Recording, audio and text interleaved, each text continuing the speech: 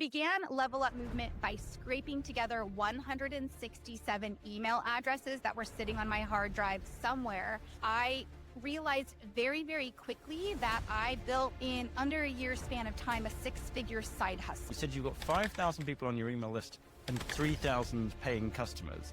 That's not the normal kind of proportion. I believe that loyalty is a relationship. People that interact with me and Level Up Movement still desire, want, and expect that they are valued, that they are heard, that they are understood. At this point in time, there is no bot that can do that. My 2026 calendar is already fully booked. No ad promotion, nothing. That's how we do our Claster Minds, and it's all organic. You do not need to be the Albert Einstein of your modality or your topic. Like, just get started.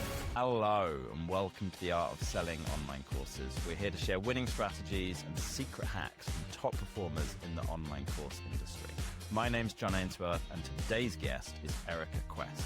Now, before she was a course creator, Erika used to sell cheeseburgers. She was a corporate marketer in the fast food business, but she left that in 2005, and she has worked in the international fitness, wellness, and Pilates education business for the last 20 years, traveling and speaking worldwide. And as the founder of Level Up MVMT, she helps instructors level up their programming, their movement, and their coaching skills.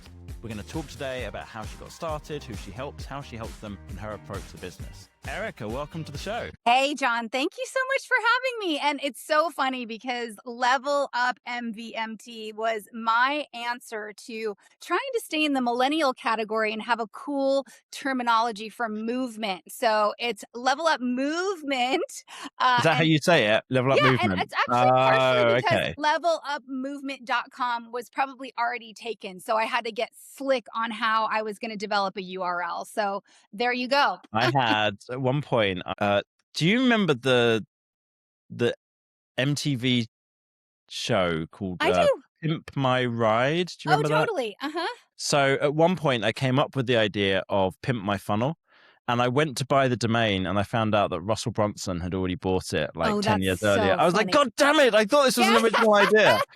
So I bought Pimp Your Funnel instead, and I have to kind of keep constantly, if I'm doing that webinar where I'm talking about it, I have to be like, it's Pimp Your. Make sure you go to Pimp Your Funnel. I don't want to send people off to Russell Brunson's page. I know. I get the question quite a bit, but there was at the time, and maybe they're still around, maybe they're not around. There was a watch brand called, I think, MVT, or it was like some acronym. And I thought, oh, well, that's a great way to actually shorten the name Level Up Movement anyways. So that is it. Levelupmovement.com is where we're at. So, but Nice. I'm stoked to be here. Thanks for having me. You're very welcome. So talk us through a little bit. I mentioned briefly, but who is it that you're helping with your courses?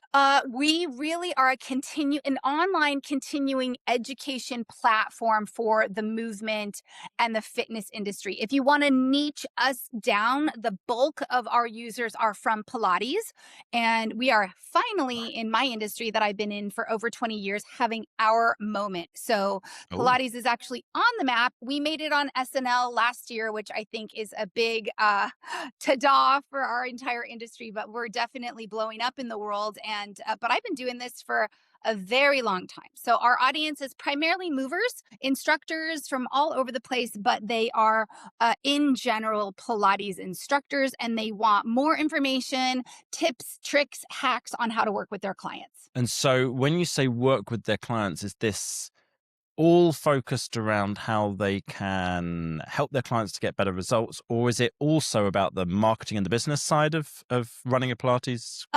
Right now, it is pretty much all on a special topic. So for instance, if they have a client that has arthritis, whether it's in their knees or their spine, they can come to us and they can take a short format course, whether it's live or whether it's video on demand. They can get their continuing education credits. They can get, some great tips from an expert in the field to help them work with their client with arthritis.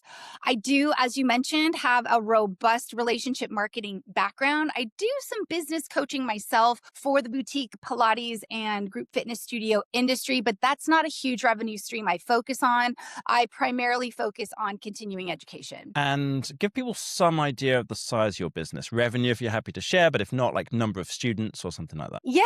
Well, I mean, I'm pretty much an open book because I think that it's important for other people to have aspirations that are just getting started in the course creation industry. And so I went into this 4 years ago in a time that, yes, we all know what was happening in the world with COVID, but it was a dream of mine to actually have an online platform. But I was just traveling the world way too much, and I didn't have time or effort to put something into whether it's a membership based platform or an a la carte platform. And so I say this because I want to, hopefully, the people that are listening to this are like, I could never do this, will get inspired by this. So I built this really as a passion project. I built this as a resource for kind of myself. Originally, Level Up Movement was called Quest Academy because I was only going to put my own content on the platform. And I realized very, very quickly that I built in under a year span of time a six-figure side hustle. And so I Oh, had to really very nice. laser focus my eyes and my attention to the fact that, wow, this is something and I should really focus on it. So I don't really know. I mean, we have probably about 2,000 to 3,000 students that interact with the platform on any given time. We are not a membership based platform, so I can't give you like general ongoing revenue membership based streams. Not that I don't like membership based platforms. It's just a very, very saturated market. And I have known since day one that I didn't want to play in those waters. Gotcha. And what's the main traffic source for you? I would say email marketing. We have a very strong email marketing source of income and revenue. Because of my relationship marketing background, you may hear me say acronyms from that time frame in my life. And I used to do a lot of looking at audience and audience segmentation and moving the needle on what we call the path to purchase, which is how do we get somebody to try something and move them along the path to purchase to loyalty and retention as quickly as possible. So our audience on the email marketing side has a very HUHL niche to it, which I would define as a high user, high loyal. So people trust us, they believe in us, they really want the content that we're serving up and offering, not only because we're providing it, but they are suggesting it. And so we have a very, very high repeat purchaser. Where have you built the email list from? Have you got a big following on Instagram or like what's the Again, I really hope that this will be exciting to a lot of your users that are just getting started, because that's part of my business coaching is to just get started. When I began Level Up Movement, and mind you, I had been traveling all over the world teaching continuing education, speaking at fitness conferences, and at zero of those conferences did I procure an email list from the students that took my classes. So I began Level Up Movement by scraping together 167 email addresses that were sitting on my hard drive somewhere, some way, and I invited them in to be a part of my platform or to opt into being part of my emails. And it began from there. And then it really has become word of mouth, and it has grown to my MailChimp email database is probably sitting at about 5K now. Uh-huh. And my student interaction through the platform that we use for our backend, which is Teachable, is sitting at close to 3,000 students. So it has grown organically and through word of mouth and trust in the industry and just spending time nurturing. And when I say nurturing, doing it through high touch customer service and reaching out to people versus having an automation. All right, this is very interesting. So you don't have like a big Instagram following or YouTube or anything like that that's driving this. It's mostly through word of mouth. And you said you've got 5,000 people on your email list and 3,000 paying customers.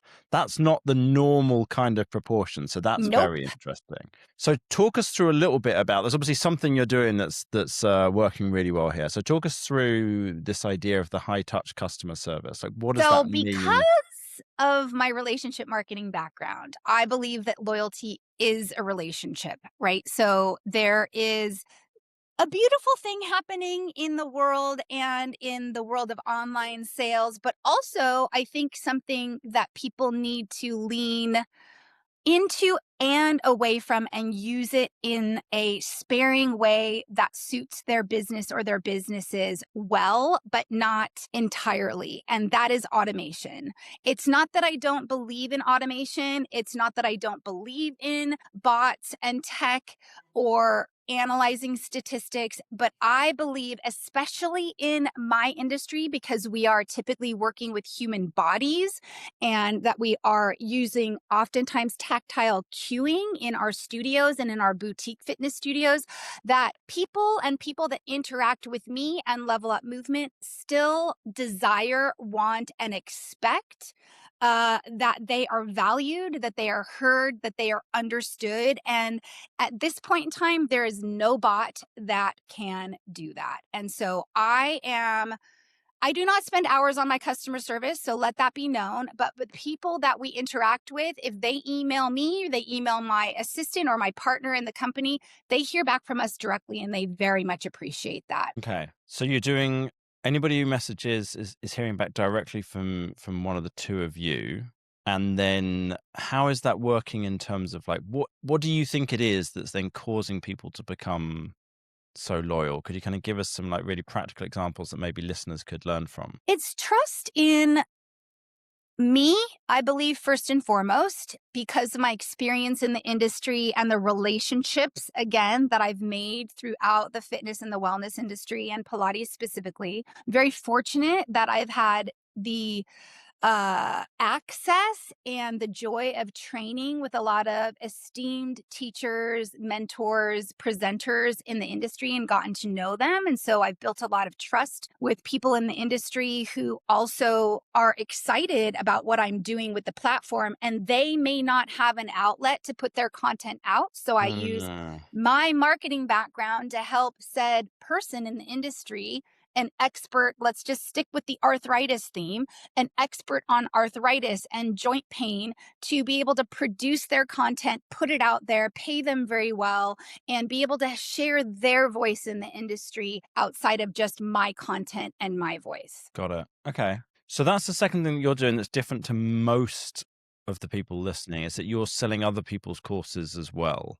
How Correct. does that work in terms of like splitting the revenue? How does that kind of part of it work? We have a talent agreement, and so what we do is we develop a talent agreement for said presenter, and that we take the on the Level Up Movement side, we take the lion's share of the live event because we will run it live, a live stream event, and deliver continuing education credits the first time. So we basically produce everything. We do the graphics, we do the website, we do all the email marketing, we do the social media marketing, all the sell through the paywall stuff, so they can be totally hands off. They don't have to deal with any of that. It is encouraged that they help support and promote it because they're going to make more money the more that they promote it to their audience. So there's a web. I believe collaboration is cool, and this is how we all work in the industry.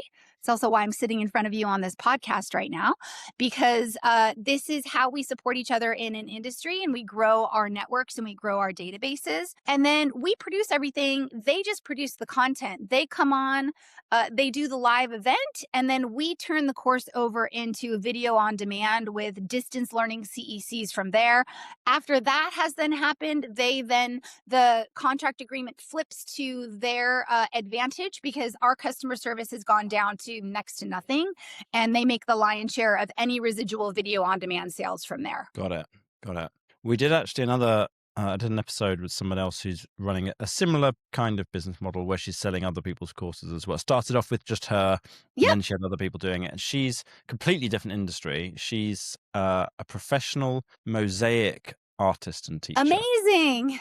out in Santa Barbara. Is Santa Barbara out your Yeah. kind of Santa way? Barbara's close to me, about 3 hours north of where I'm at. Yeah. Okay, cool. So that's, for anybody interested in that one, that's episode 208 with Tammy. Okay, cool. So what you started out, if I understood right, you were doing all of the courses yourself, and then you started getting other people's courses on as well.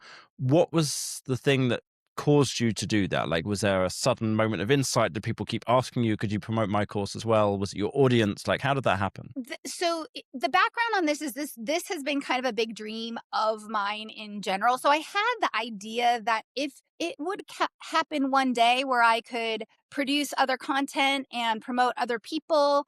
I realized during COVID, even with my marketing background, and even though I do like to be on stage and present on stage in front of people and share my own content, I make a really good backup babe. And so I realized very quickly that my backup babe can help a lot of people in this industry that could use that skill set of mine. And so I just really leaned into it. And it's been great. I mean, I am now headed into 2026. My 2026 calendar is already fully booked with my talent. So I'm already looking Wow. a year in advance on talent, and I could literally, if somebody slides out of 2026, fill that spot without fail. So Do they like it when you call them talent? I don't know. That's a very good question. It's just I hope so. I was working with a guy who was helping me with the YouTube channel, and he used that expression. It's something definitely from like the like TV industry, Yeah. right? You know, the people say the talent.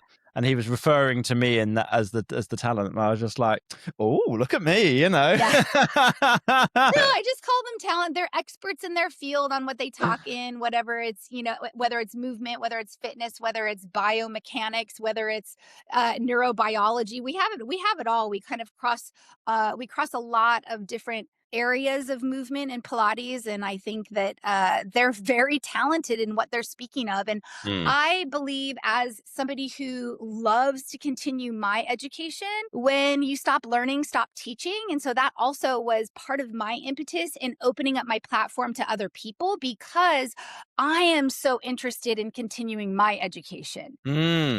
That's a really interesting point on it. Okay, I like that.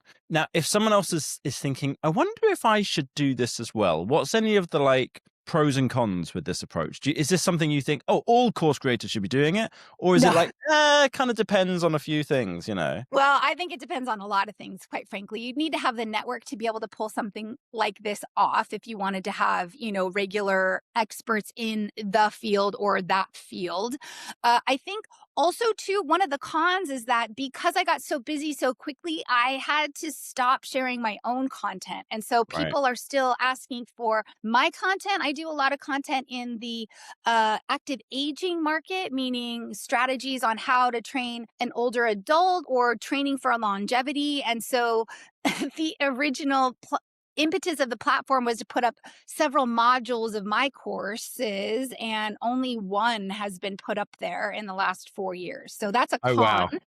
Yeah. Because I haven't had the time to dedicate to actually producing my own content. So if you're really passionate about your own content, I would suggest produce your own content first. But the pros for me have been continuing to build relationships with really incredible humans in the industry. And I have a deep spirit of service. So being able to help people and use a skill set that is from my past in marketing that can really bode well with my present feels like I'm kind of like doing the work that I was destined to do when I was selling cheeseburgers. Because yes, my clients in the past were the fast food industry. So I used to work for big, huge brands in my 20s, and I was managing $26 million budgets and doing, Pokemon toys and shot glasses and all the relationship marketing strategies for huge brands that I won't mention here. And so now I get to do similar but more intentional things for an industry that I love and I'm very passionate about. Nice. I like that. One of the things I've been chatting with somebody about recently, there's a friend of mine, Jack, and he teaches banjo, and he sometimes listens to the podcast as well. So Jack, if you're listening, hey. And in the banjo space, there are a lot of people who are amazing, amazing banjo players, but they haven't kind of got the hang themselves of like making online courses, building an audience, YouTube, all this kind of stuff. And he's made friends with some of these people because he's reached out to them. He's seen some of their, they've put maybe a couple of YouTube videos up, but they haven't worked at it to build an audience there. And he's then been stunned because they've replied and they're talking to him, and it's just like, this is cool. This person's much better than me at banjo, but they haven't done this thing. I'm like, man, you need to do something with those guys. You need to like make a deal, do a masterclass for your audience, do a course together and split the revenue or something, and I'm like, I don't know exactly what you should be doing because there's a lot of options, but you should be doing something to take advantage of the fact that in your particular industry, these people who are phenomenal are making like $30 an hour teaching one-on-one lessons, and you could pay them more money and get more out of it yourself. And it's kind of like, I don't know how many industries there are that kind of a mixture of thing where someone's like the expert in something, but they're making almost no money from doing it. Like if you're teaching English, if you're selling courses about teaching English, are there like kind of celebrity English teachers who aren't making money for, like, I don't know if that kind of thing exists, but in music, No, it definitely does, right? Me. I think that also too, one of the misconceptions in the course creation industry is that just because somebody else is better than you and or quote better than you, or maybe has been doing it longer, that you should not put your own content out there, right? So I think that if I sat there and thought, well, oh my God, like there are so many people at the International Council on Active Aging conference that just know so much more than I do, or they niche out in a different area of this content, or I don't know as much on the brain than they do, but then I would have my imposter would have gotten the best of me and I never would have gotten started. So my best recommendation for those who are considering putting their content out there is to just get started. Like, you do not need to be the Albert Einstein of your modality or your topic. Like, just get started. And that's the other thing too in the world of online creation, is that I have found that even though I film for platforms that do have the 3 cameras that fly in and they switch cameras and they zoom in and they want all these angles on my bodies for the end user to see it, really at the end of the day, people that are buying your educational, or what I call edutainable content, they want you. And so the more that you can be you and share you and what you can provide, the better. So if there is simple inspiration and simple advice that I can give to any content creator or aspiring content creator out there, is tell your imposter whatever their name is. And if you have not named your imposter, please name your imposter. My name of my imposter is Cassandra Sugar. So when Cassandra Sugar is talking to me like, you're not good enough, you don't know enough on that topic, blah, blah, blah, I tell her to be quiet and shut the F up, and I just get started. So to anyone out there that is fearing that they don't know enough, that they're not good enough, I'm going to tell you right now that you are, and that you need to just get started. Nice. So one of the things you told me before we got on to talk today was that you're doing 3 promotions a month. What does a typical promotion look like for you? Like, how many emails is there? Is it just selling one course? What are you covering in them? That kind of stuff. It's a good question. So our business strategy is such that we run monthly events. Those monthly events I have called Claster Minds. And so they're short format, 90-minute mini workshops, because even during the pandemic, when people were like, oh my God, I have nothing to do, I'm going to sit online for 16 hours and do this course, I knew that I did not want to produce content that A, was that long, and B, I was exhausted sitting in front of a screen that long. And I quite frankly did not remember much of what I was learning. So my impetus with Level Up Movement, and I'll circle this back to why we run our promos the way that we do, was to do short format content, kind of like, this is me aging myself, but kind of like the Cliff Notes, at least that's what we have in the US, of books, right? So you could go to this 90-minute course, 2-hour course. You could get your continuing education credits and add those to your bank for what you need to renew every 2 years. Or if you don't need to renew credits, you just get good information. And people are going to give you probably their top tips on a specific topic, or I'm going to give you my top tips on a specific topic so that when you go back and teach the next day or the next week, or you go into your studio and you see the client that has spinal stenosis or osteoporosis, that you have some ideas and some things that you can actually use as action items versus such super, super deep dive content. Now, Mm. I lead people to the water of the deep dive content on people's other platforms if they want to go deeper. So what we do is monthly live events that are between 90 minutes and 2 hours long that are called Claster Minds.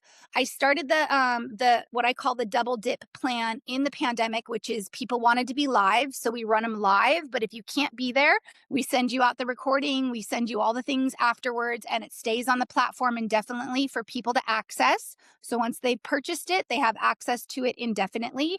And in those monthly Claster Minds, we usually do a 3 to 4 email campaign, which is our heavy hitter promotion. I also support it on the Level Up Movement Instagram. I sometimes support it on Erika Quest. Erika Quest is the big Instagram. My Instagram has about 30,000 followers. So sometimes I'll promote it over there as well if need be. But I'm trying to lean more towards keeping it brand specific on Level Up Movement these days. And between email campaigns, a little bit of Instagram, we put up some shorts on YouTube, but we really don't have a YouTube following or channel, and a little bit of Facebook, but no ad promotion, nothing. That's how we do our Cluster Minds, and it's all organic.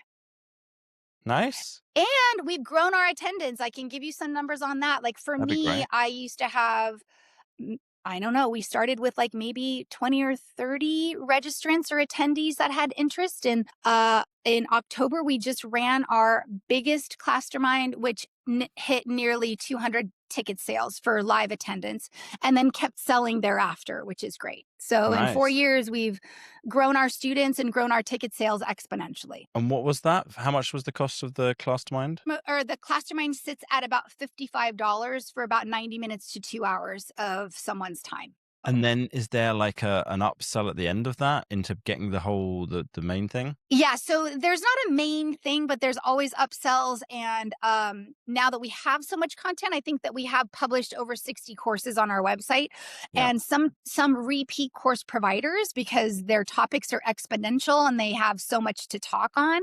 What we do inside the live courses as well as the other courses now is we will upsell complementary content, their other content, and usually we discount it a little bit if somebody hasn't seen it or we're bringing something back from a few years past, or if we want to bundle something together. So now that we have a nice library, we're able to create that spider web. Sweet.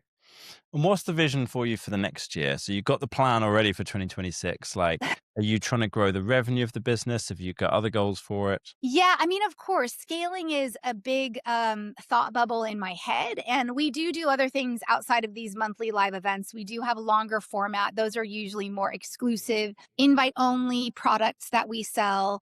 We sell those through a waiting list. I also have a large group of students that comes from a franchise in my industry called Club Pilates. And so I sell specific to that niche of a customer, which is not for public sale. So there are other scaled things that I've done that have been sort of under wraps. But for me, for 2026 and 2027 is to keep growing organically, and not fatigue my current purchasing power, which is, I think a big thing, right? I don't want to create purchasing power fatigue in my current network, but also offer other goods, services, and products that they might be interested outside of the monthly Cluster Minds. And going back to what we talked about in the relationship standpoint in the very, very beginning is that I take what my students and what our students say very seriously. So if a student comes to me and wants content around, Erica, how do I coach my clients to not use their hip flexors so much in these exercises? I need help. I will save that topic. I will wait for an expert in the field or find an expert in the field to speak on that.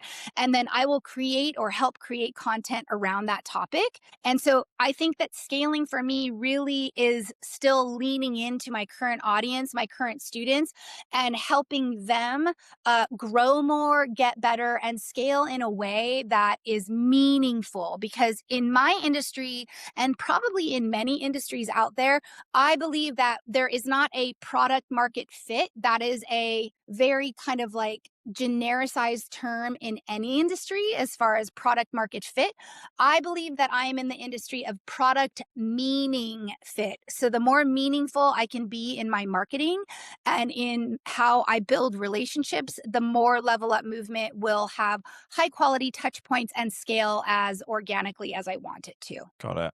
And you said that you're looking at creating an automated drip campaign for new purchasers. Is that something that you have got anything in place at the moment, or are you just No, kind of like that's why I said nothing? I need to listen to your other podcasts. So if all of you on that are listening to this podcast need help, then we need to go and search John's other podcasts in this world because I don't have anything automated created. It's something that I need to do. Let me see what I've got. I'm almost sure that I would have recorded a podcast episode at some point about welcome sequences. There's a guy who does copywriting for us sometimes called Kyle Jordan. Episode 70, he came on the podcast to talk about this, and he did episode How to Convert Prospects into Buyers Using Email Onboarding. There So we go.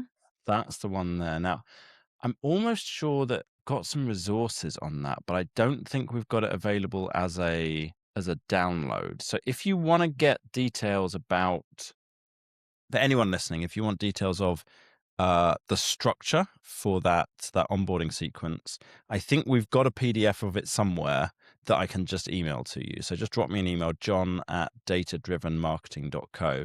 And then Erika, what I'll do is I'll connect you with Josip. He's our head of funnel strategy. And Perfect. he is like all over this. This is what he's doing. He's working with clients all the time, kind of setting this up. So he'll be able to kind of give you some tips, point you to the right resources specifically around that onboarding sequence. That would be wonderful. CRM is one of my passions, but I'm definitely not an expert in it because of the fact that back in the day when I was working for some of the brands I was managing budgets for, we were still faxing and we were still sending hard direct mail coupons and upsells. So I used to work in a organization in London called Sport England. So ah, our job was like the government organization for sport.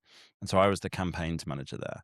And we hired a whole load of different marketing agencies, ad agency, design, all that kind of stuff. And there was a network of them in London, I think design agencies in particular, who they had drinks. One of the organizations, one of the agencies would organize drinks for everyone to go to on like the second Thursday of the month, something like that. And they would have everyone's fax number and they would send a fax round telling you where it was the drinks were going to be on the day of it. And yeah. it was right at the end. I think I caught the very end of that, and then it just moved over to email. But Yeah, it's they were crazy. holding on to it. They're like, let's stick with doing it by fax because this is No. so old school, Yeah, I'm okay at it, but I'm not great at it. And I know that I could probably still pull together, and Kyle, if you're listening, a meaningful drip campaign or something automated that would still be from my voice, from my tonality of the brand, where it's worthy of me considering. But up until this point, I have not abstained from it just because I don't want to. It's just simply because I haven't been able to dedicate the time to it. Yeah, I know there's like a whole. I can't remember it off the top of my head. I'm trying to see if I can find the structure somewhere in our files, but there's like a very specific like ideal onboarding sequence structure. So it's these 6 emails, I think it is, and they each go out with a different goal in mind, and it ends up with the sale. But it's all about like getting people to buy into your philosophy to Yep. start with, and like how you see the world and why this approach is the right one before segueing into into helping them, but I can't find it Yeah, fast the enough. why So I'll leave also is that. very important, for your listeners who are just getting started. Is like I always go back and think about my value statement every single year for the brand and for my Ooh. mission just in general in the industry. Because that truly helps you keep your blinders on because there's so much noise all over the place, right? It's like, should I have a YouTube channel? Should I try and grow my Instagram? Is email marketing going to be it? You're constantly comparing yourself to other people. And I always say comparison is the thief of joy, which is a famous monk's quote. And Mm. so to really hone in on your value statement and why you're niched in the industry that you're in helps exponentially because I believe that that will then inspire you along the journey for everything that you put out there, whether it is a YouTube channel, whether it is an email drip campaign. And so for me, everything has to come from the heart and has to be meaningful. And I will automate as long as it has a meaningful tone to it. Nice. Erika, this has been awesome. Absolutely love what you're doing. My pleasure. I Thank you have a for having me. great passion for the sport and fitness space. That's what I did for many, many years, like 15 years, I think I was working in that kind of that space before I started this business. So we're having a Um, concentric moment together, which is great. uh, if someone wants to go check you out and see what you're up to, where should they go? Like, what's the website or what's Yeah, the sure. Come Instagram? find me. You can find me all over the web. The website is levelupmvmt.com. The Instagram is, I think, level.up.mvmt, or you can find Erika Quest at my name on Instagram as well. Again, we're niched primarily to the Pilates industry, but we do span into other general fitness categories, wellness categories. Again, we have a lot on brain health, on how to really train the body functionally from a neurobiological standpoint. So, yeah, I hope to see some of your listeners and users if they're interested, and also to continue to support you and what you're doing, John. Wonderful. Erika, thanks so much again. And dear listener, thank you for coming on. And the episode number was 70 for that one with Kyle Jordan. Fabulous. Thank you for having me.